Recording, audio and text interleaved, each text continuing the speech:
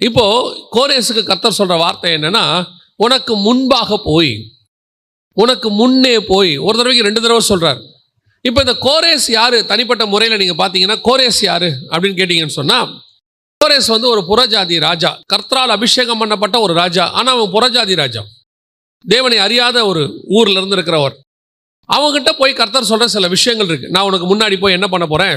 கோணநாவிகளை செவ்வையாக்க போறேன், பொக்கிஷத்தை எடுத்து கொடுப்பேன், புதையலை தருவேன். இது ஒவ்வொன்றத்துக்கு பின்னாடியும் ஒரு ஆவிக்குரிய அர்த்தம் இருக்கு, மாற்று கருத்தே இல்லை. எல்லாத்துக்கு பின்னாடியும் ஒரு ஆவிக்குரிய அர்த்தம் இருக்கு.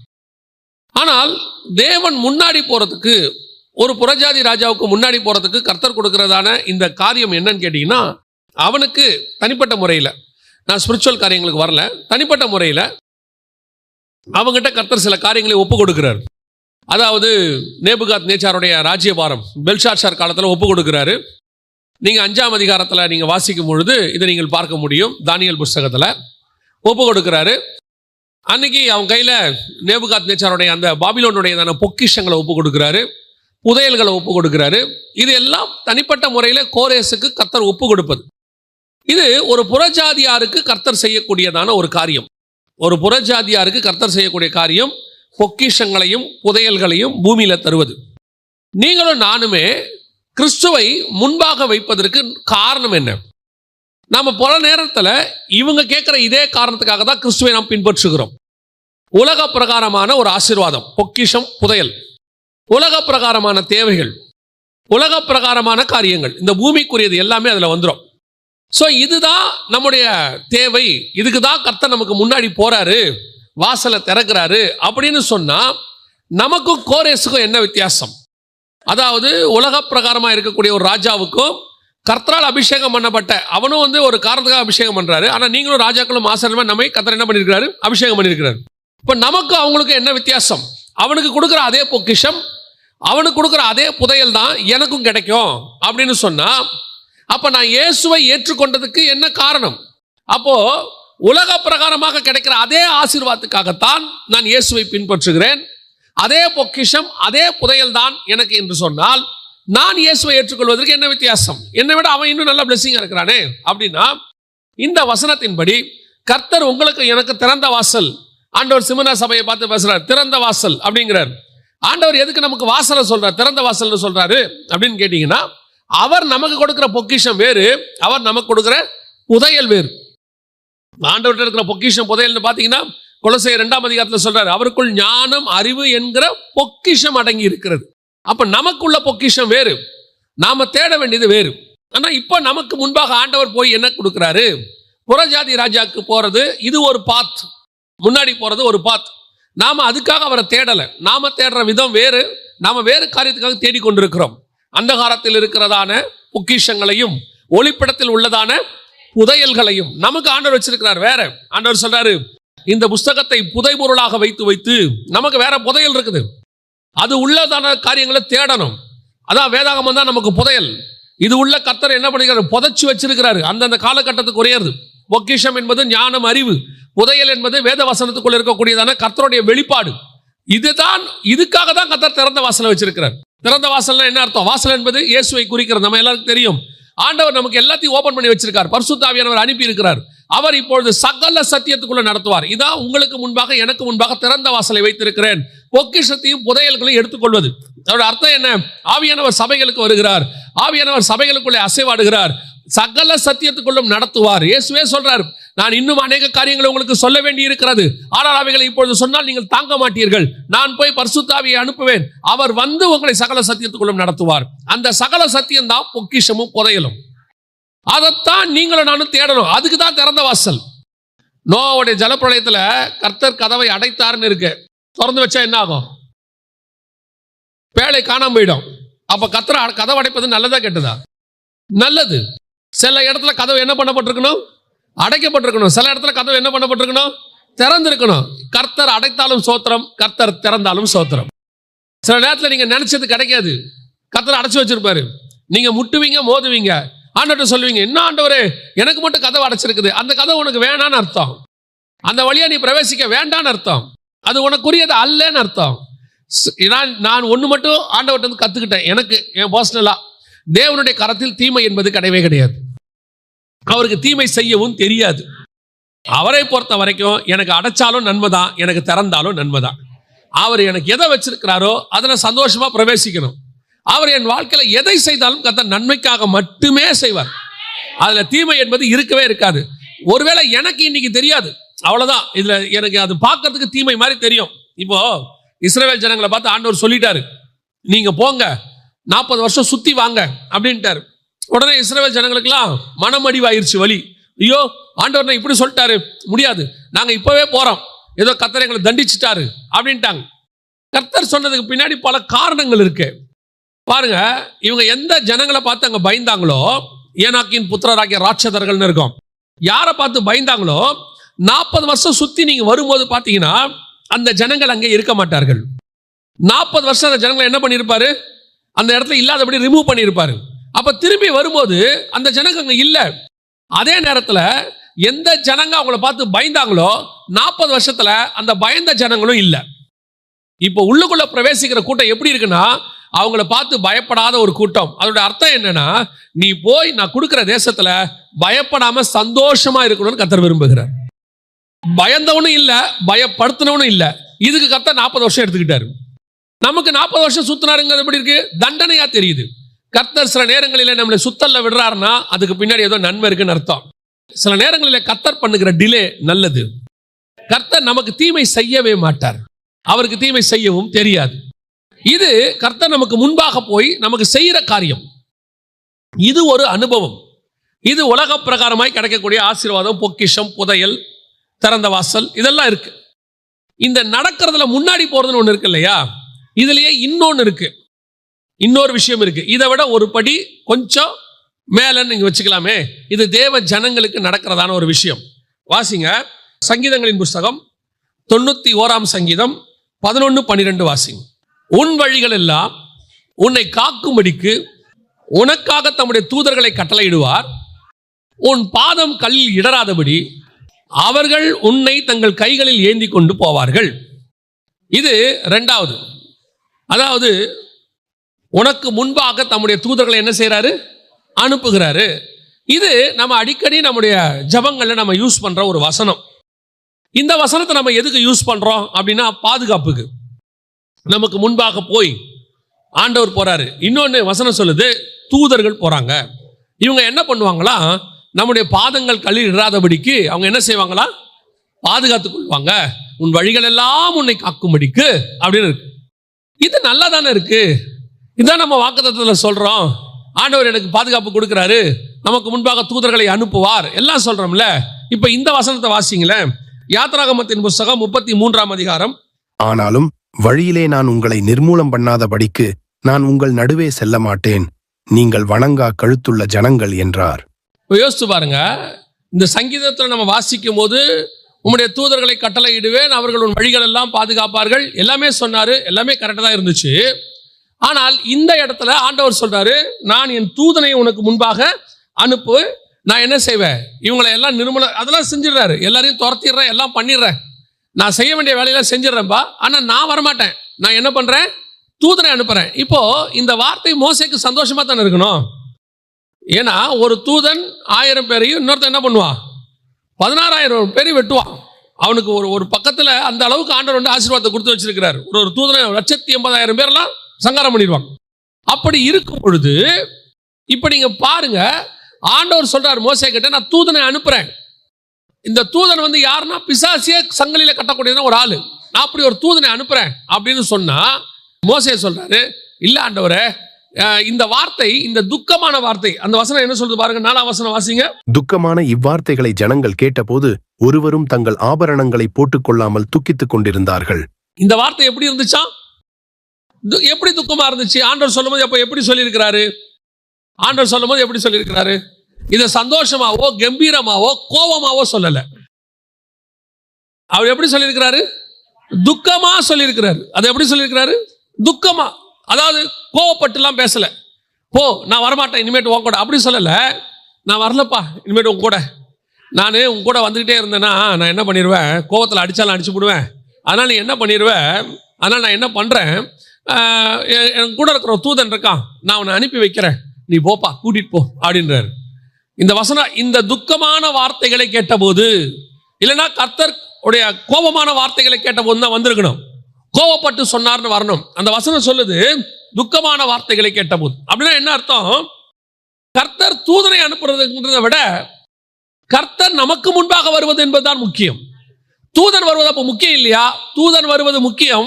கர்த்தர் வரும்போது தூதன் வருவது முக்கியம். கர்த்தர் சந்தோஷமா ஒரு தூதனை அனுப்பினார்னா சந்தோஷம்தான். ஆனா இங்க கர்த்தர் சந்தோஷமா அனுப்பல. அவர் சொல்றாரு, நான் அனுப்புறேன். ஆல்டர்னேட், கர்த்தர்கிட்ட ஆல்டர்னேட் ஆப்ஷன் நல்லா தான் இருக்கும். ஆண்டவர் சொல்றது ஆல்டர்னேட்டா ஒன்று ஆண்டவர் கொடுப்பாரு, அதையும் பெஸ்டா தான் கொடுப்பாரு. ஆனா அவர் ஃபர்ஸ்ட் ஒன்று சொன்னார்ல, அதுதான் இருக்கிறதுலே தி பெஸ்ட்.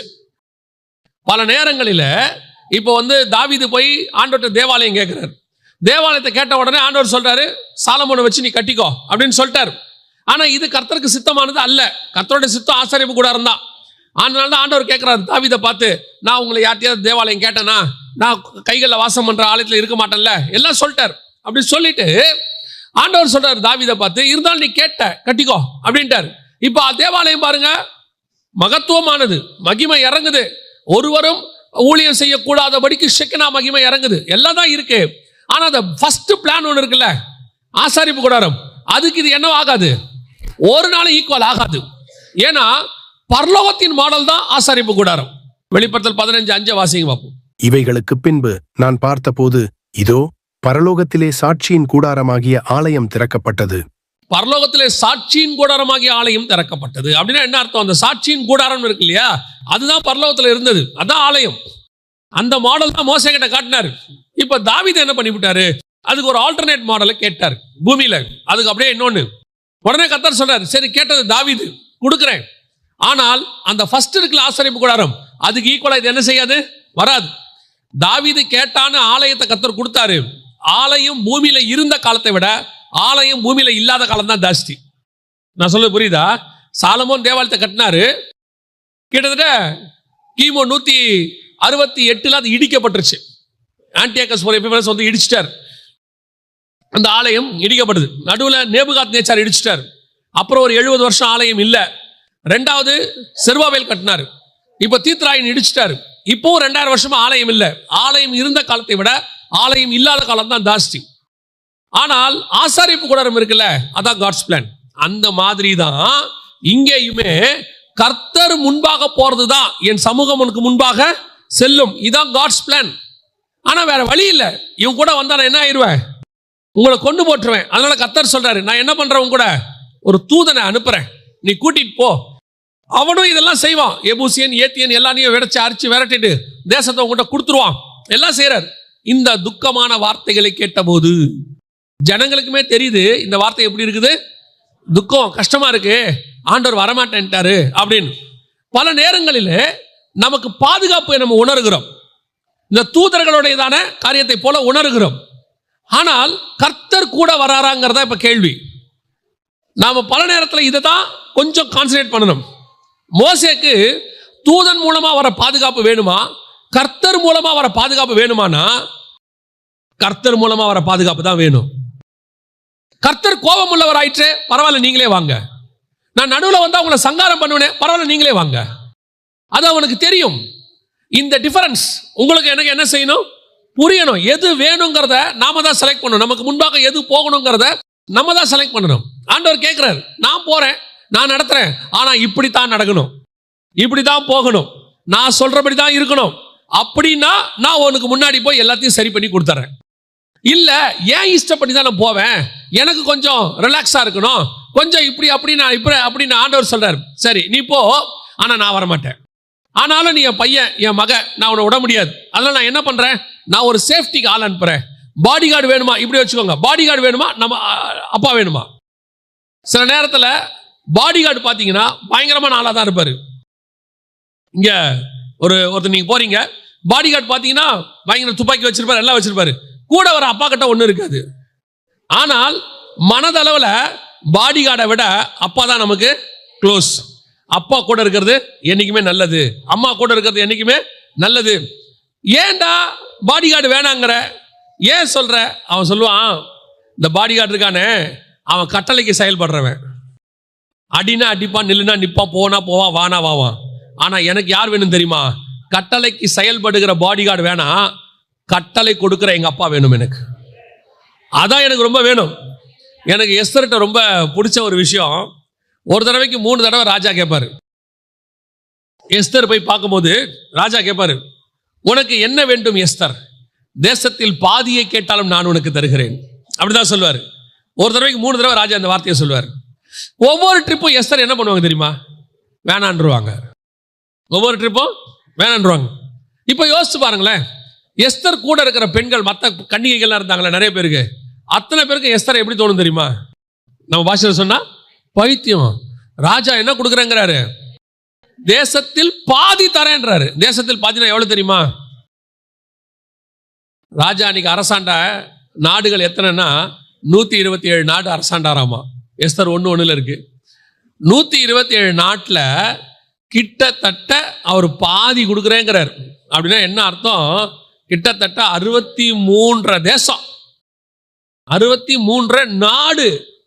எங்க இருந்து? இந்தியால இருந்து அவர் எங்க இருந்திருக்கிறாரு? இந்த தேசம் முதல் எத்தியோப்பியா வரை, கிட்டத்தட்ட எகிப்து வரைக்கும் எல்லாம் இருக்கிற நான் உனக்கு தரேன் அப்படிங்கிறார். அதுல பாதி தந்துடுறேன்றார். 63 நாடு. அந்த அம்மா சொல்லுது அதெல்லாம் எனக்கு வேணாம் அப்படின்னு. ஆனா உண்மையிலே எஸ்தருக்கு விருப்பம் இல்லை. ஏன் தெரியுமா? எஸ்தருடைய நோக்கம் 63 நாட்டுக்கு நான் ராணி ஆவது இல்ல, 127 நாட்டுக்கு நான் ராணி ஆவது. ராஜா பக்கத்துல போய் உட்காந்துட்டா 127 நாட்டுக்கு நான் தானே ராணி, நான் தானே ராஜாத்தி. நீ என்ன பாதி கொடுக்கறது? என்னுடைய நோக்கம் பாதி அல்ல, என்னுடைய நோக்கம் முழுசு, ஃபுல். இன்னைக்கு பல நேரத்தில் இங்கே தான் நம்ம மிஸ்டேக் பண்ணுவோம். நமக்கு ஆண்டவர் வச்சிருக்கிற ஆசீர்வாதம் மகத்துவமானது, அது பரலோகத்துக்குரியது. பூமியில கூட சொல்றேன், உங்களுக்கு ஒன்று கர்த்தர் கொடுக்க போறாருன்னா தி பெஸ்ட் கொடுப்பாரு. நடுவில் நாம என்ன பண்ணுவோம் தெரியுமா? அதுல ஒரு 50% கிடைச்சா கூட போதுங்க, 60 கிடைச்சா கூட போதுங்க, அதுவே நமக்குலாம் ரொம்ப அதிகங்க. நாம எப்பவுமே நம்ம விஷன் கொஞ்சம் பெருசாக இருக்கணும். நாம சில நேரத்தில் ஆண்டவருடைய பிள்ளைகளாகிறதுக்கு முன்னாடி பாவத்தில் இருந்தோம், மீட் எடுத்துட்டாரு, உண்மை. அதே நேரத்தில் இப்ப நாம் ராஜாவுடைய பிள்ளைகளாய் மாறி இருக்கிறோம். கர்த்தர் நம்மளை மாத்தி இருக்கிறாரு இல்லையா? தகப்பன்கிற உரிமையை கொடுத்திருக்கிறாரு. அந்த தகப்பனுங்கிற உரிமையோட தான் யாருக்கிட்ட போனோம்? அப்பா கிட்ட போனோம். நான் பாவிங்கிறதுல மாற்று கருத்தே இல்லை. உடனே நான் ராஜாவின் பிள்ளை ஆயிட்டேன், நான் பாவியே கிடையாது இல்ல, நான் ராஜாவின் பிள்ளை ஆயிட்டேன், என்ன அபிஷேகம் பண்ணியாச்சு. ஆனா இன்னும் எனக்குள்ள என்ன இருக்குது? கொஞ்சம் கொஞ்சம் குறைவுகள்லாம் பாவங்கள்லாம் இருக்கு. அது முற்றிலும் மாறணுங்கிற எண்ணம் இருக்கணும். சிலர் ஒண்ணு இப்படி போயிடுறான், நீ ராஜாவின் பிள்ளை ஆயிட்ட, இனிமேட்டு உன்னை யாரும் எதுவும் பண்ண முடியாது, உனக்கு பரலோகம் கன்ஃபார்ம் அப்படிங்கிறான். அந்த இதுவும் இல்ல. முடிவு பரியந்தம் நிலைநிற்கிறவனே ரட்சிக்கப்படுவான். அதனால கேட்கும் போது இப்ப மோசேக்கு நல்லா தெரியுது வர்றது யாரு? சம பெரிய பாடிகார்டு. சும்மா ஒரு தூதன் போதும், அடிச்சு நவுத்திடுவான், எல்லாம் பண்ணிடுவான். ஆனாலும் அவர்களுக்கு தெரியுது இது துக்கமான வார்த்தை, எங்க அப்பா என்ன சந்தோஷமா அனுப்பல. எப்பவுமே நான் சொல்லுவேன், நம்ம அப்பா நம்ம கூட இருந்துட்டார்னா வேற எவனை பத்தின கவலையும் நமக்கு கிடையவே கிடையாது. அவர் நம்ம கூட வரணும், முன்பாக போகணும்.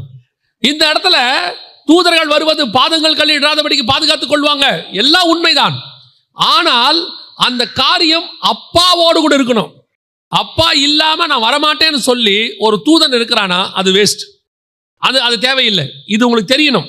ஸோ ஆண்டவர்கிட்ட கேட்கும் போது எப்பவுமே ஆண்டவரே எனக்கு நீங்க தான் வேணும், இதை மறந்துடாதீங்க. ஆண்டவர்கிட்ட எப்ப கேட்டாலும் என்ன கேட்கணும்? ஆண்டவரே எனக்கு நீங்க தான் வேணும். அது வேணுமா இது வேணுமா? அவரையே தந்தவர் மற்ற எல்லாவற்றையும் அருளாதிருப்பது எப்படி? அவரையே நீங்க கேட்டுட்டீங்கன்னா மிச்சம் எல்லாம் கூட வந்துடும். அவரோடு கூட நான் சொல்லுவேன், வழிகளிலே காக்கும்படிக்கு தூதர்கள் வரணும். அது பழைய ஏற்பாட்டில் உண்மை, தூதர்கள் இருக்கிறாங்க, புதிய ஏற்பாட்டில் இருக்கிறாங்க, இல்லைன்னா சொல்ல. ஆனா புதிய ஏற்பாட்டில் பரிசுத்த ஆவியானவரே உங்களுக்குள் வந்து வாசம் பண்ணுகிறார், தேவனே உங்களுக்குள்ள இருக்கிறார். அதுக்காக தான் நான் என்ன சொல்றேன், எப்பவும் இந்த தூதர்கள் இந்த மாதிரி பிசாசுகள் இப்படிப்பட்ட காரியங்களுக்கு பின்னாடி போகாம யாருக்கு பின்னாடி போயிடணும்? தேவனுக்கு பின்னாடி போயிடணும். அப்பா கூட வாங்க, அவ்வளவுதான், மற்ற எல்லாம் முடிஞ்சிச்சு. அப்பாவே கூட வந்தாச்சுன்னா, நான் சொல்றது நல்ல தூதன், தேவ தூதன், அவனே கூட வருவதை விட எங்க அப்பா எனக்கு கூட வருவதுதான் மேன்மையானது. அல்லேலூயா. எப்ப கேட்கும் போதும் ஆண்டவர்கிட்ட அதை கேளுங்க, நீங்க கூட வாங்க ஆண்டவரே. அப்பா கூட வரும்போது தனியா இருக்கும். இப்ப அப்பா கூட வந்தா என்ன ஆகும்? வாசிங்க, உபாகமத்தின் புஸ்தகம் 1ஆம் அதிகாரம் 31வது வசனத்தை வாசிங்க. ஒரு மனிதன் தன் பிள்ளையை சுமந்து கொண்டு போவது போல நீங்கள் இவ்விடத்திற்கு வருகிற வரைக்கும் நடந்து வந்த வழிகள் எல்லாவற்றிலும், இப்ப பாருங்க, கோரேசுக்கு முன்னாடி போனது வேற, இப்ப இவங்களுக்கு முன்னாடி போறாரு. ஒரு இடத்துல சொல்றாரு, இல்லப்பா நான் வரல, நீங்க இப்படி இருந்தீங்கன்னா பிரச்சனை ஆயிரும், நான் ஒரு தூதனை அனுப்புறேன். இப்ப அவன் சொல்லிட்டான், அந்த கதையை வேண்டாம், நீங்க வந்தா தான் நான் என்ன செய்வேன், போவேன். நீங்க சொல்லி இருக்கிறீங்க இல்லையா இந்த ஜனங்களோட கூட இருப்பேன்னு, இதெல்லாம் கேட்டுட்டு கடைசியில் அவர் சரி நான் வரேன், என் சமூகம் உனக்கு முன்பாக செல்லும் எல்லாம் சொல்லிட்டாரு. ஆனா இப்ப எப்படி கூட்டிட்டு வராராம் தெரியுமா? இப்போ அவரு ஒரு தூதனாகவோ வேற எந்த இதுலயும் வரல. இப்ப வசனம் சொல்லுது, ஒரு தகப்பன் தன் பிள்ளையை சுமந்து கொண்டு வருவது போல நான் சுமந்து கொண்டு வந்தேன் இவ்விட வரைக்கும். இந்த தகப்பன் பிள்ளையை சுமப்பதுன்றது இல்ல, இது கொஞ்சம் வித்தியாசம். ஒரு டிராவல்ல நீங்க பாடி கார்டோட போறதுன்றது வேறு. ஒரு டிராவல்ல உங்களுக்கு முன்பாக ஒரு கைடு, யாரு? கோரேசுக்கு ஒரு கைடு, நான் உனக்கு முன்பாக போய் என்ன செய்வேன், போன நாளுங்க செவ்வையாக்குவேன். ஒரு கைடு முன்னாடி போறாரு, இன்னொன்னு ஒரு பாடி கார்டு கூட வராரு. இது எல்லாத்த விட அந்த டிராவல்ல இன்னொன்னு ரொம்ப முக்கியமானது என்ன இருக்குன்னு கேட்டா, ஒரு தகப்பன் தன் பிள்ளையை சுமந்து கொண்டு, இந்த கேரிங்கே வேற. பாடி கார்டு இருக்கிறான், கூட வந்துட்டே இருக்கான். அந்த பாடி கார்டுக்கு உங்க முகத்தை பார்த்தா என்னன்னு தெரியாது, உங்க முகத்தை பார்த்தா என்னன்னு தெரியாது, நீங்க கவனிச்சிருப்பீங்களான்னு தெரியாது. பொதுவா நான் ஸ்கூல் முடிச்சுட்டு காலேஜ் முடிச்சுட்டு வீட்டுக்கு வருவேன். சாயங்காலத்துல வரும்போதே எங்க அம்மா அப்படியே என்ன பார்ப்பாங்க. பார்க்கும் போதே அந்த அம்மாவுக்கு தெரியும் நமக்கு பசி இருக்கா இல்லையான்னு தெரியும். வந்த உடனே சொல்லுவாங்க, சரி கை காலை கழுவிட்டு வந்து சாப்பிடு அப்படின்னு. எனக்கு ஒண்ணு வேணாம், அதான் முகத்தை பார்த்தாலே தெரியுதே வாம்பாங்க. சில நேரத்தில் இந்த பெண் பிள்ளைகள் நடக்கிறத வச்சு அந்த அம்மா கண்டுபிடிச்சிருவாங்க அவங்களுக்கு என்னங்கிறத ப்ராப்ளங்கிறத. அந்த அம்மா கேட்கும், என்ன உன் நடையே சரியில்லையே, எது உடம்பு சரியில்லையா அப்படின்னு கேட்பாங்க. இது யாருக்கு தெரியும்னு கேட்டீங்கன்னா, தகப்பனுக்கும் தாய்க்கும் மட்டும்தான் தெரியுமே ஒழிய இது பாடி கார்டுக்கு தெரியாது, கைடுக்கு தெரியாது. பாருங்க, நீங்க வீட்டில் உடம்பு சரியில்லைன்னா அம்மா செய்யற சாப்பாடு எப்பவுமே எப்படிதான் இருக்கும், அந்த உடம்பு சரியில்லாததுக்கு ஏற்ற மாதிரி தான் இருக்கும். அன்னைக்கு வீட்டில் ரசம் தான் இருக்கும், இல்லை ஏதாவது ஒன்று இருக்கும். சொல்லுவாங்க அவனுக்கு உடம்பு சரியில்லை. முந்தி, இப்போ நான் சொல்றது இல்லை, முந்தி எல்லாம் ஒரு 30-40 வருஷத்துக்கு முன்னாடிலாம் ஒரு ஆளுக்கு வீட்டில் உடம்பு சரியில்லைனா எல்லாருக்கும் ரசம் தான், அத்தனை பேருக்கும் ரசம் தான். என்ன சொல்லுவாங்கன்னா, அவனுக்கே உடம்பு சரியில்லை அதான் ரசம் வச்சோம். அதாவது அன்னைக்கு ஒரு ஃபேமிலியில் எப்படி இருந்தோம்னா, ஒருத்தனுக்கு பாதிக்கப்பட்டால் நம்ம எல்லாருக்கும் பாதிக்கப்பட்ட மாதிரி இல்லையா? ஆனால் நிஜமாகவே ஒரு தாய் அல்லது தகப்பன், இந்த இடத்துல சொல்லுது, ஒரு தகப்பன் தன் பிள்ளையை சுமந்து கொண்டு வருவது போல, அப்படி சுமந்து கொண்டு வருவது போல ஒரு ஒரு தேவன் வந்து கூட வர்றாருன்னா யோசிச்சு பாருங்களேன். அந்த அந்த ஒரு பையனை பார்த்துக்கிற மாதிரி நான் உன்னை பார்த்துக்கிறேங்கிறாரு. நீ வந்த வழிகள் எல்லாவற்றிலும் என்ன செய்யற, கூட வர. எனக்கு இந்த வசனத்தை தியானிச்சுட்டே இருக்கும்போது ஒரு 2 பேர் தாம் பிள்ளைகளை எப்படி கொண்டு வந்தாங்கன்றது பைபிள் ஆண்டவர் எனக்கு உணர்த்தி காட்டினார். இந்த வசனத்தை நீங்க வாசிங்க. ஆதியாகமத்தின் புஸ்தகம் 22ஆம் அதிகாரம் 3வது வசனம் வாசிங்க. ஆபிரகாம் அதிகாலையில் எழுந்து தன் கழுதையின் மேல் சேணங்கட்டி தன் வேலைக்காரரில் 2 பேரையும் தன் குமாரன் ஈசாக்கையும் கூட்டிக் கொண்டு தகன பலிக்கு கட்டைகளையும் பிளந்து கொண்டு தேவன் தனக்கு குறித்த இடத்திற்கு புறப்பட்டு போனான். 3ஆம் நாளில் ஆபிரகாம் தன் கண்களை ஏறெடுத்து பார்த்து தூரத்திலே அந்த இடத்தை கண்டான்.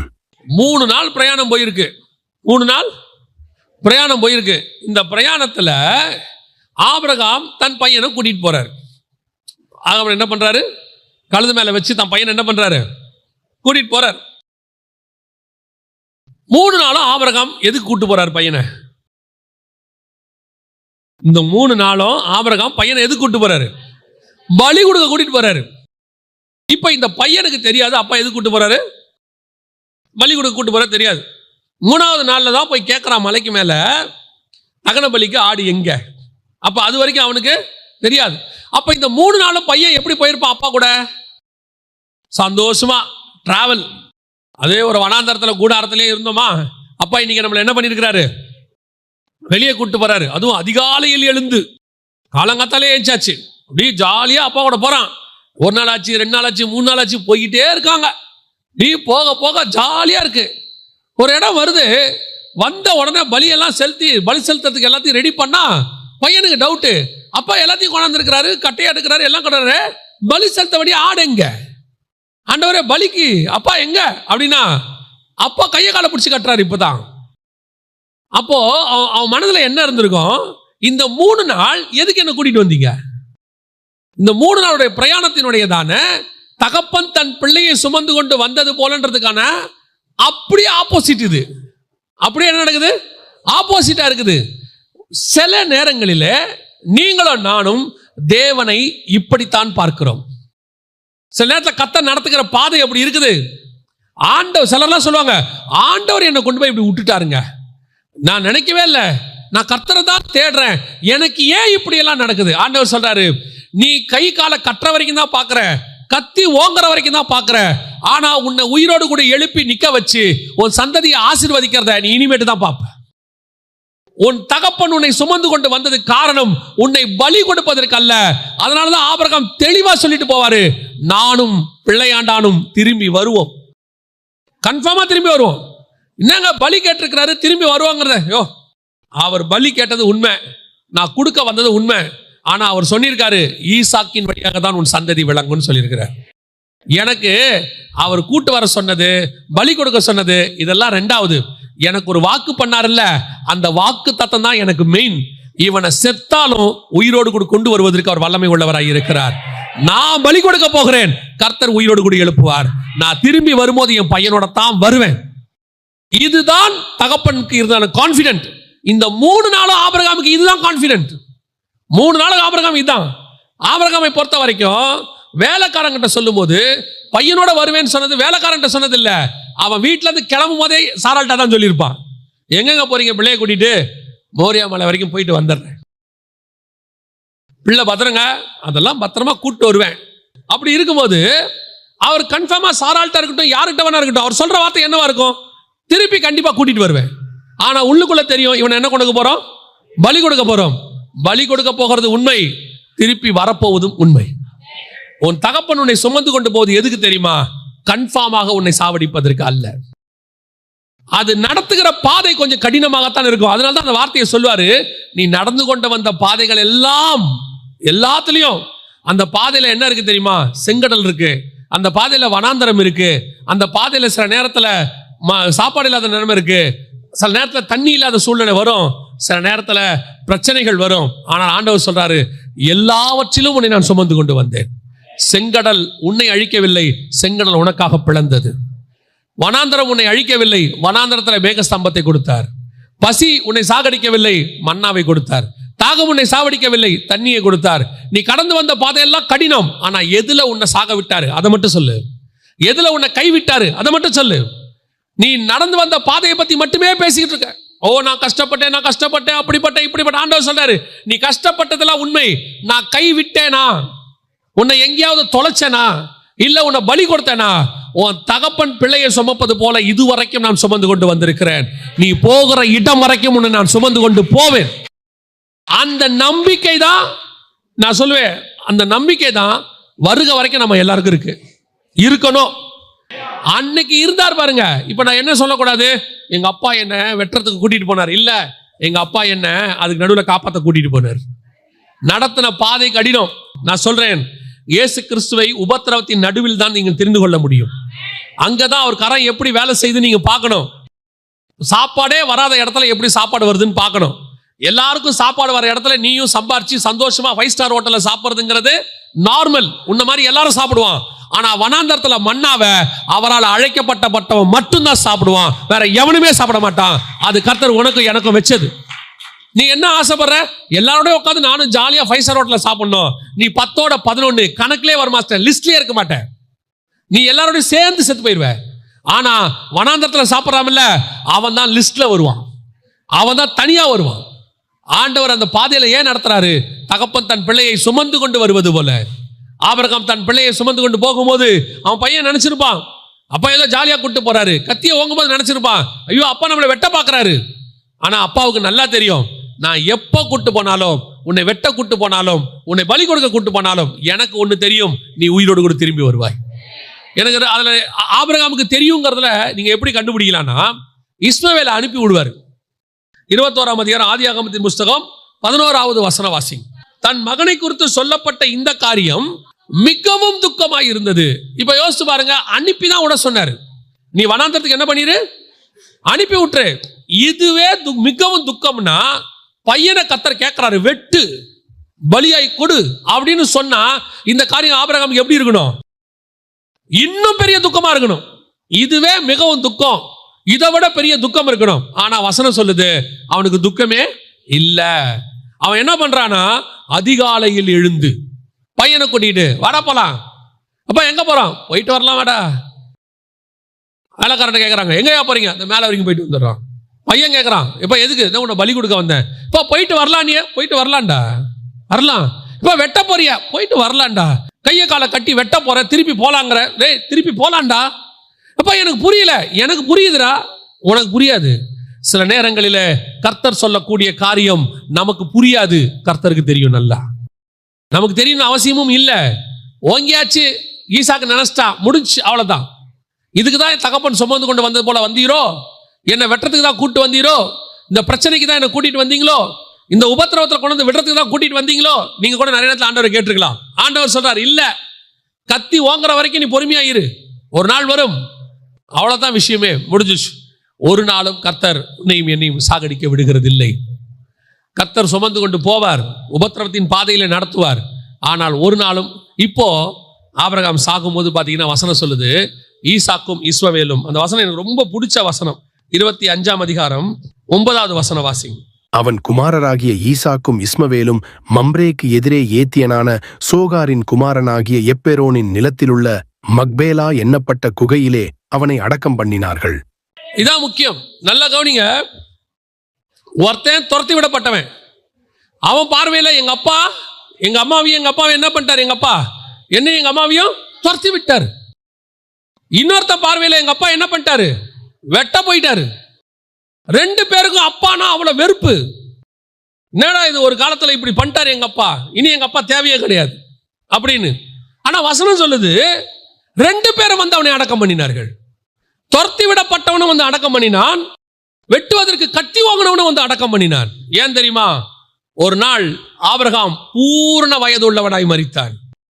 அப்பத்தான் இவனுங்க எல்லாருக்கும் தெரியுது, இது வரைக்கும் ஆபிரகாம் செஞ்சது எல்லாமே கர்த்தருடைய சித்தத்தின்படி செஞ்சான். எங்க அப்பா எனக்கு வச்சதெல்லாம் ஆசீர்வாதம் தான். இன்னைக்கு என் பார்வைக்கு அது தவறாக இருந்துச்சு, ஆனா இன்னைக்கு எனக்கு தெரியுது, அன்னைக்கு எங்க அப்பா பண்ணது ஒரு நாள் என் பார்வைக்கு தவறா இருந்துச்சு, இன்னைக்கு எனக்கு தெரியுது எங்க அப்பா பண்ணது சரி, எங்க அப்பா நடத்தி கொண்டு வந்தது சரி. ஒரு நாள் நீங்கள் நினைப்பீர்கள், ஆண்டவர் நடத்தி கொண்டு வந்த பாதை உங்களை அழிப்பதற்கல்ல, உங்களை ஆசீர்வதிப்பதற்கென்று. கடந்து போற ரூட்டை வச்சு டிசைட் பண்ணிடாதீங்க. பல நேரங்களில் கர்த்தர் கொண்டு போகிற பாதை கடினமாக இருக்கிறோம். நாம் துக்கத்தோடு கூட தான் கடந்து போவோம். இந்த காரியம் எனக்கு துக்கமாக இருந்தது, ஆனால் முடிவு சம்பூர்ணமாக இருக்கும். ஏன்னா ஒன்று மட்டும் நான் தெளிவா சொல்லுவேன், உன் தேவனாகிய கர்த்தருடைய கரத்தில் தீமை என்பது கிடையவே கிடையாது. அவர் நடத்தி கொண்டு போகிற அத்தனை பாதையும் ஆசீர்வாதத்தின் பாதை, அத்தனையும் ஆசீர்வாதம். அது கத்தி ஓங்கினாலும் ஆசீர்வாதம், துருத்தில தண்ணி வச்சு துரத்தி விட்டாலும் ஆசீர்வாதம், அப்பா அம்மா விரட்டி விட்டாலும் ஆசீர்வாதம், எது பண்ணாலும் ஆசீர்வாதம் தான். ஏன்னு தெரியாது, ஆனா அது ஆசீர்வாதம் தான். ஆனா பிடிச்சிக்கிறது தகப்பனாக இருக்கணும். கரம் பிடிச்சது யாரா இருக்கணும்?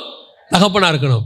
இன்னொரு தகப்பனை குறித்து நான் சொல்லிட்டு முடிக்கிறேன். வாசிங்க, அதே ஆதியாகமத்தின் புஸ்தகம் 32ஆம் அதிகாரத்துல 22வது வசனம் வாசிங்க. ராத்திரியில் எழுந்திருந்து தன் 2 மனைவிகளையும் தன் 2 பணிவிடைக்காரிகளையும் தன்னுடைய 11 குமாரரையும் கூட்டிக் கொண்டு யாப்போக்கு என்கிற ஆற்றின் துறையை கடந்தான். இந்த சம்பவம் உங்களுக்கு தெரியும். ஏசா கொல்ல வர போறான் அப்படின்னு இவர் நினைச்சுக்கிட்டாரு. இப்ப இவர் ஒரு ஐடியா பண்றாரு. என்ன ஐடியா பண்றாரு? தன் 2 மனைவிகளையும் தன் 2 பணிவிடைக்காரிகளையும் தன்னுடைய 11 குமாரரையும் கூட்டிக் கொண்டு யாப்போக்கு என்கிறதான ஆற்றில் என்ன செஞ்சாராம்? துறையை கடக்க பண்ணினான் அப்படின்னு இருக்கு. இது ஏன் அப்படின்னு கேட்டீங்கன்னு சொன்னா, இன்னொரு இடத்துல இருக்கும். அவன் என்ன பண்ணுவான்னா, முதல்ல ஒரு குரூப்பை நிறுத்துவான். யாக்கோபு தன் கண்களை ஏறெடுத்து, இதோ ஏசாவும் அவனோடே கூட 400 மனிதரும் வருகிறதைக் கண்டு, பிள்ளைகளை லேயாளிடத்திலும் ராகேலிடத்திலும் 2 பணிவிடைக்காரிகளிடத்திலும் வெவ்வேறாக பிரித்து வைத்து, பணிவிடைக்காரிகளையும் அவர்கள் பிள்ளைகளையும் முதலிலும், லேயாளையும் அவள் பிள்ளைகளையும் இடையிலும், ராகேலையும் யோசேப்பையும் கடையிலும் நிறுத்தி, தான் அவர்களுக்கு முன்னாக நடந்து போய் 7 விசை தரை மட்டும் குனிந்து வணங்கி தன் சகோதரன் கிட்டச் சேர்ந்தான். என்ன ஒரு அந்த ஆர்டரை நல்லா கவனிங்களேன். எனக்கு இது பார்த்த உடனே யாக்கோபு கெட்டவனா நல்லவனானே உங்களுக்கு தெரியாது. இல்லை, யாக்கோபு நல்லவர் தான், நீங்கள் ஏதோ அப்படி நினச்சிடாதீங்க. என்னடா யாக்கோபை கெட்டவரான்றார்ல. ஒரு சராசரி மனுஷனா யோசித்து பாருங்க. ஃபர்ஸ்ட் அவன் என்ன பண்ணிட்டானா, வசனம் சொல்லுது, பணிவிடைக்காரிகளையும் அவர்கள் பிள்ளைகளையும் முதலில் நிறுத்தி. ஏன் அவங்கள ஃபர்ஸ்ட் நிக்க வைக்கிறான்? ஏசா அடிக்க போறான்னு தெரியுது. அடிச்சா முதல் பாதிப்பு யாருக்கு வரட்டும்? பணிவிடைக்காரிக்கு அவங்க பிள்ளைகளுக்கு வரட்டும். அது இவன் பெத்தது தான், யாக்கோபு பிள்ளைகள் தான். ஆனாலும் ஃபர்ஸ்ட் யார் நிக்கட்டும்? அடுத்து யாரை நிறுத்துறான்? லேயாளையும் அவள் பிள்ளைகளையும். இப்ப இந்த அம்மாவும் இவன் மனைவி தான், அது பணிவிடைக்காரி, இது மனைவி. ஆனா ரெண்டு மனைவியில லேயாளை நிக்க வச்சுட்டு ராகேல எங்க நிக்க வைக்கிறான்? கடைசியா நிக்க வச்சுட்டான். யோசேப்பை எங்க போய் நிக்க வச்சுட்டான்? கடைசியா. அப்படின்னா என்ன அர்த்தம்? நீ அடிச்சினே வா, ராகேலையும் யோசேப்பையும் கடைசியா பார்த்துக்கலாம். அந்த டிஃபரன்ஸ் தெரியுதா உங்களுக்கு? நான் உலக பிரகாரமா சொல்றேன். சில நேரத்தில் அப்படி போகும்போது முன்னாடி நம்ம லீஸ்ட் இது போட்டுங்க, இது போனா பரவாயில்ல, அதுக்கப்புறம் நம்ம என்ன பண்ணுவோம்? இதையாவது பார்த்துக்கலாம். சரி, அடுத்து அவன் இன்னும் வந்துட்டான். நெக்ஸ்ட் யாரு? லேயாள். இது கூட போனா போட்டுங்க, ராகேலும் யோசேப்பும் இருக்கட்டுங்க, கடைசியா வேணா அது போட்டுங்க. அப்பனா அவன் நேசம் யார் மேல அதிகமா இருந்திருக்கு? ராகேல் மேலையும் யோசேப் மேலையும். இப்படித்தான் நம்ம நினைக்கிறோம். இந்த வசனத்து மட்டும் இப்படித்தானே இருக்கு. சரி, இப்போ இப்படி வாசிங்களேன். 2வது வசனத்தை வாசிங்க. பணிவிடைக்காரிகளையும் அவர்கள் பிள்ளைகளையும் முதலிலும், லேயாளையும் அவள் பிள்ளைகளையும் இடையிலும், ராகேலையும் யோசேப்பையும் கடையிலும் நிறுத்திட்டானா? இப்போ இது வரைக்கும் நம்ம பார்த்தது கரெக்டா இருக்கா? முதல்ல பணிவிடைக்காரங்க அடி வாங்கினா வாங்கட்டும், அவங்க பிள்ளைகள், அதுவும் இவன் பிள்ளைகள் தான், இருந்தாலும் ஒரு டிஸ்டன்ஸ் வச்சுக்கிட்டான். அடுத்து லேயாள், அடுத்துதான் லாஸ்ட் ராகேல், யோசேப்பு. இது வரைக்கும் கூட ஓகே. இவன் பார்வைக்கு நம்ம கொஞ்சம் நடா இந்த ஆளு பாகுபாடு உள்ளவனா இருக்கிறானே, தகப்பன் இப்படி இருக்கிறானே, அவன் பிள்ளைகள்ல 10 பிள்ளைகள் போனா போட்டு இது ஒண்ணு மட்டும் எஸ்கேப் ஆகட்டும் நினைக்கிறானே, அவன் ஒரு ப்ரெஃபரன்ஸ் மாத்தி வைக்கிறானே, எல்லாம் தெரியுது இல்ல. அடுத்து வாசிங்க. தான் அவர்களுக்கு முன்னாக நடந்து போய் 7 விசை தரை மட்டும் குனிந்து வணங்கி தன் சகோதரன் கிட்டச் சேர்ந்தான். இவன் ஏன் முன்னாடி போறான்? ஏசா கொல்ல போறான்னு தானே இவ்வளவு அரேஞ்ச்மெண்ட் பண்றான். அப்ப இவன் ஏன் முன்னாடி போறான்? அப்ப ஃபர்ஸ்ட் யார் சாவணும்? செத்தா? ஒரு தகப்பனா அவன் செய்யற விஷயத்தை நல்லா கவனிங்க. இந்த இடத்துல எனக்கு பாகுபாடு இருக்கு, ஆனா இவங்க அத்தனை பேருக்காக நான் ஜீவனை கொடுக்க முன்னாடி போகிறேன். எதை பண்ணாலும் என்னை தாண்டி நீ பண்ணிட்டு போடா, என் கண்ணு பார்க்க கூடாது. இதுதான் தகப்பன் தன் பிள்ளைகளை சுமந்து கொண்டு வருவது. யாக்கோபை நீங்க பார்த்தீங்கன்னா பார்க்கும்போது வேற மாதிரி இருக்கும். சில நேரத்தில் வீடுகளில் அப்பாவும் சரி அம்மாவும் சரி 2 பிள்ளைகள் இருந்தால் பாகுபாடு காட்டுற மாதிரி தான் இருக்கும். 2 பிள்ளைகள் எப்படி இருக்கும்? பாகுபாடு காட்டுற மாதிரி தான் இருக்கும். பையனா தனி தான் அம்மாவுக்கு, பொண்ணுனா தனி தான் அப்பாவுக்கு. ரெண்டுத்தையும் பார்க்கும்போது பையன் சொல்லுவான், உங்களுக்கு என்னைக்கு இருந்தாலும் அவ தான் ரொம்ப இம்பார்ட்டன்ட் அப்படின்பான். பொண்ணு சொல்லும், உன் பையனுக்கு தானே எல்லாம் எடுத்து வச்ச, எனக்கா எடுத்து வச்ச அப்படின்னு கேட்கும். அம்மாவுக்கும் அப்பாவுக்கும் வீட்டுக்குள்ள பார்க்கும்போது என்ன இருக்கு? அந்த பாகுபாடு இருக்கு. ஆனா வீட்டுக்கு ஒரு பிரச்சனைன்னு வரும்போது 2 பிள்ளையும் ஒன்னா தான் அவங்க பார்ப்பாங்க. அவங்க தான் ஃபர்ஸ்ட் போவாங்க. ரெபேக்கா ஏன் பெஸ்ட் தாய் தெரியுமா? ஒரு வேர்டு சொல்லுவாங்க யாக்கோபு கிட்ட, உன்மேல் வரும் சாபம் யாவும் என் மேல் வரட்டும், ஆசீர்வாதம் உனக்கு வந்துட்டு போட்டோம். இதுதான் உண்மையிலேயே தகப்பனோ தாயோ உண்மையா இருக்கிறவருடைய சுபாவம். தகப்பன் தன் பிள்ளையை சுமந்து கொண்டு வருவது போல என்ன, கொஞ்சம் பாகுபாடு தெரியுது. சில நேரத்தில் நமக்கு பாகுபாடு தெரியும். நம்ம ஆட்கள் சொல்லுவாங்க, யூதர்களுக்கு ஆண்டவர் செய்யறது கொஞ்சம் அதிகமாக தான் இருக்கும்பா நம்மால். சிலர் சொல்லுவாங்க, யூதர்களை விட புறஜாதியாரை தான் கர்த்தர் அதிகமாக நேசிக்கிறாரு. சில நேரத்தில் நமக்கு தெரியும், நம்ம எல்லாரை விட புறஜாதியாருக்கு ஆண்டவரோட தயவு இருக்காது, நம்ம மேலதான் கர்த்தருடைய கிருபை ஜாஸ்தின்னு. நம்ம பார்வையில இந்த பாகுபாடு தெரியுது. ஆனா கர்த்தர் பார்வையில பாகுபாடே இல்லை. அவர் முன்பாக போய் ஜீவன் கொடுக்க போனவர். அவர் பணிவிடைக்காரி பிள்ளைக்கும் ஜீவன் கொடுக்க முன்னாடி போனா, லேயாள் பிள்ளைக்கும் ஜீவன் கொடுக்க முன்னாடி போனா, ராகேல் பிள்ளைக்கும் ஜீவன் கொடுக்க முன்னாடி போனா. இங்க வேணா பிரமாணத்துல மாற்று கருத்து இருக்கும். மனசாட்சி பிரமாணம், நியாய பிரமாணம், சுயாதீன பிரமாணம், மாற்று கருத்து இருக்கு. பிரமாணத்துல வேறுபாடு இருக்கு. ஆனா ஜீவன் கொடுத்த இயேசுவின் இடத்துல பாகுபாடே கிடையாது. பட்சபாதம் இல்லாதவர், பாரபட்சம் பார்க்காதவர். அவர் அத்தனை பேருக்காகவும் முன்னாடி ஜீவன் கொடுக்க போகிறார். அல்லேலூயா. இதுதான் தகப்பன் தன் பிள்ளையை சுமந்து கொண்டு போவது போல சுமந்து கொண்டு போவது. முன்னாடி போற ஆண்டவர் அப்படிப்பட்டதான் ஆண்டவர். இந்த சுபாவம் நமக்கு வரணும். பாகுபாடு இருக்கத்தான் செய்யும் சில நேரத்தில். ஆனா ஒரு இடம் வரும்போது நாம தான் ஜீவன் கொடுக்கிறவங்களா முன்னாடி போகணும். இப்ப தகப்பன் முன்னாடி போறதுக்கான நோக்கம் தெரியுதா? தகப்பன் பிள்ளையை சுமந்து நம்ம என்ன நினைக்கிறோம்? இந்த வசனத்தை எப்பவுமே எப்படி நினைக்கிறோம் தெரியுமா? தகப்பன் தன் பிள்ளையை சுமந்து கொண்டு போவது போல அப்படின்னு சொன்னா அவரு ஆசீர்வாதமா கூட்டிட்டு போறாரு. உண்மை, எல்லாம் உண்மைதான். முன்னாடி போய் கொண்டாந்து செவ்வையாக்குவாரு, ஒளிப்பிடத்தின் பொக்கிஷங்களை தருவாரு, புதையல்களை தருவாரு ஆண்டவர், அதெல்லாம் மாற்றுக்கிறதே இல்லை. அடுத்து தூதனை கூட அனுப்புறதுனா பாடி கார்டு அனுப்புவாரு. ஆனா அதெல்லாத்தையும் தாண்டி ஒண்ணு இருக்கு, தகப்பன் முன்னாடி போகிறதுன்னு ஒண்ணு இருக்கு.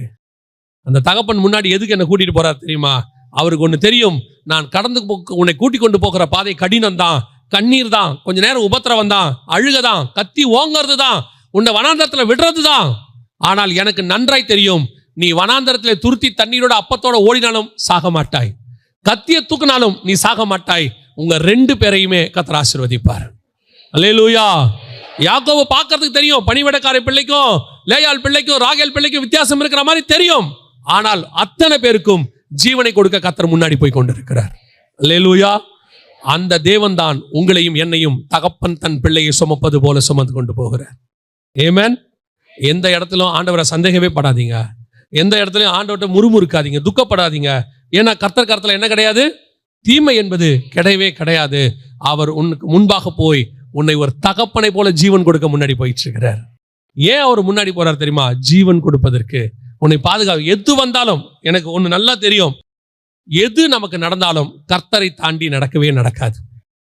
கர்த்தர் அனுமதி இல்லாம நடக்கவே நடக்காது. என்ன, அதுதான் யாக்கோபு.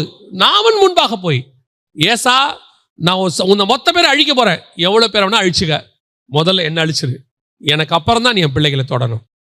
அதுக்கப்புறம் பாதுகாக்கப்பட்டாங்க, யாருக்கும் எந்த சேதம் வரல, அதெல்லாம் வேற.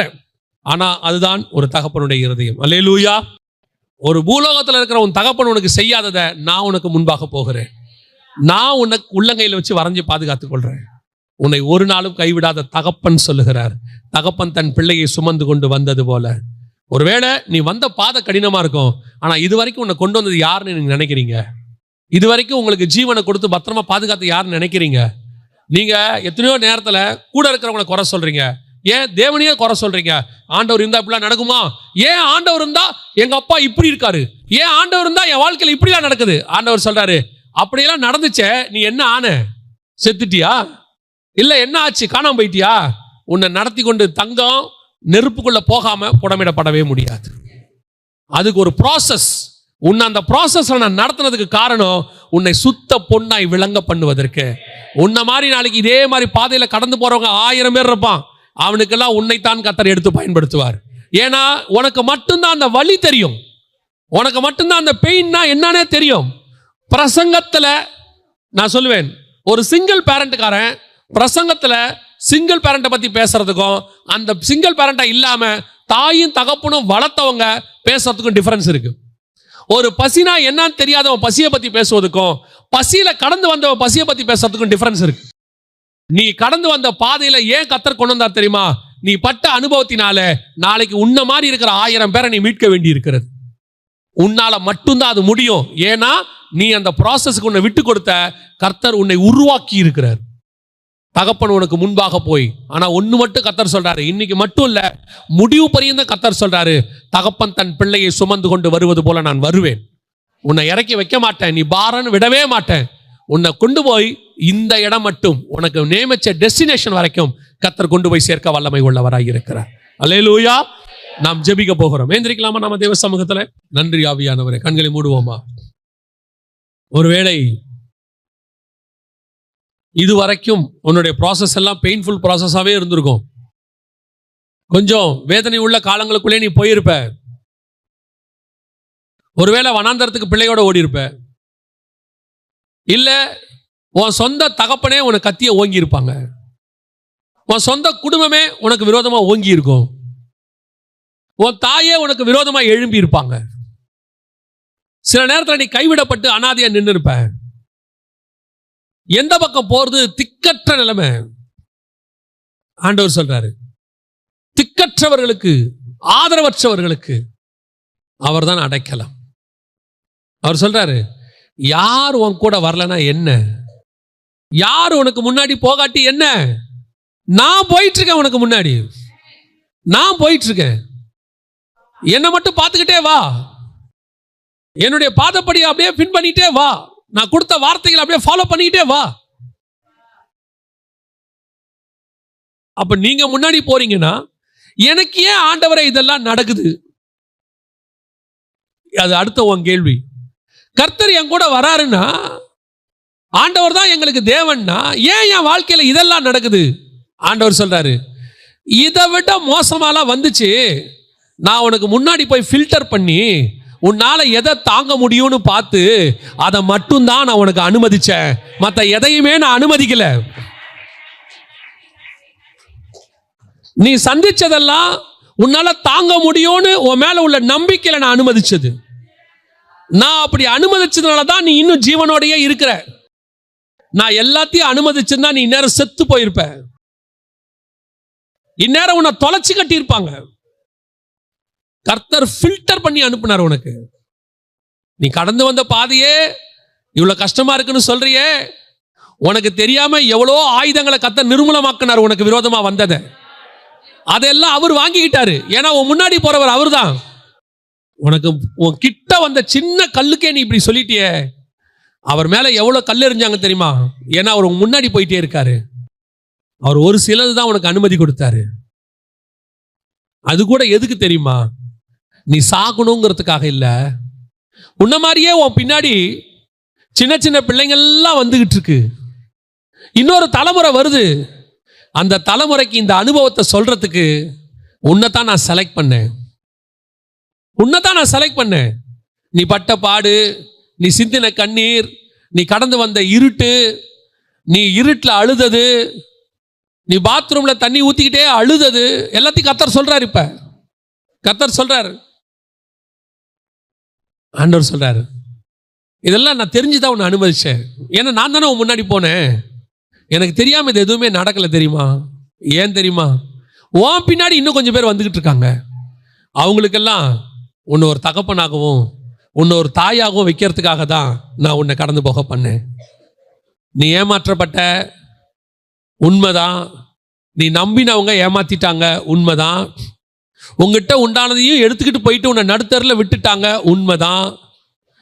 அடுத்த வேளை சாப்பாட்டுக்கு என்ன பண்ணுவேன் நீ யோசிச்ச, உண்மைதான். உனக்கு முன்னாடியே நான் அதை யோசிச்சிட்டேன். அந்த வேளை சாப்பாடு உனக்கு கொடுத்தது நான் தான் தெரியுமா? ஆண்டவர் சொல்றாரு, அன்னைக்கு நான் உனக்கு சாப்பாடு கொடுத்தனால தான் இன்னைக்கு நீ ஜீவனோடு கூட இருக்கிற. ஒப்பு கொடுப்போமா? ஒன்று மட்டும் நான் திருப்பியும் சொல்றேங்க, நம்முடைய தகப்பன் கையில தீமை என்பது இல்லவே இல்லை. அவர் நன்மைக்கு ஏதுவானவர். அவர் புழுதியிலிருந்து உன்னை ராஜாவாய் மாத்திடுவார். ஒப்பு கொடுப்போமா? கரங்களை ஆண்டவருக்கு நேராக உயர்த்தி, நல்ல தகப்பனே, சர்வ வல்லமை உள்ள ஆண்டவரே, எங்களை மறவாமல் நினைத்தவரே, ஈசாக்கு எபினேசராயும் இஸ்மவேலுக்கு எல்ரோயுமாய் இருந்தீர் ஆண்டவரே. எங்களுக்கோ எபினேசரும் எல்ரோயுமாய் இருந்து நடத்துகிறேப்பா. கரம் பிடித்து நடத்துகிறீரே, முடிவு பரிந்தும் விடாமல் இருக்கிறவரே, தகப்பன் தன் பிள்ளையை சுமப்பது போல சுமக்கிறவரே,